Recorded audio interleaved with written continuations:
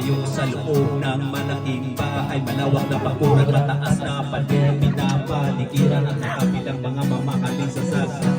Mga bantay na laging bulong ng bulong, wala nang kasal, pero marami ang nakabarong. Butas ba ng nilay, walang butas ang bubong, mga plato kusara na hindi kilala ang tuntong. At ang kanin ay siputin na sa kapon at ay so ay sila may ang sarap siguro manirahan sa sarap na ganyan. Sabi pa nila ay dyan yung rin matatatuhan ang dapat na may-ari ng isang upuan ang siya ay kagawa ng pinakakawalan.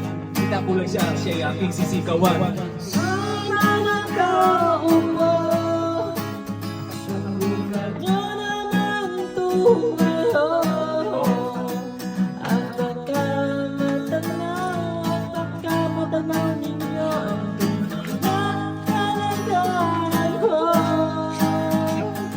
Mawalang galang na po sa taong nakaupo. Alam niyo bang pantakal ng bigas na pinili puno? Ang dingding ng bahay namin ay pinatagal na puro sa gabi na sobrang init na tumusunaw ng gelo. Hindi kayang bilihin, ilagay sa inumin, pinakulong tubig sa turing uling-uling.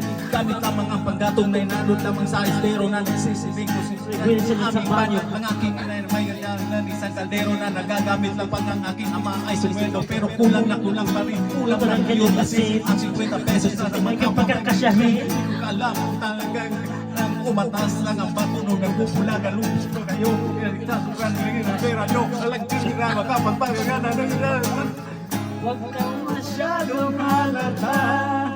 Tumupad ko sa langit. Ang kamay, huwag magaling.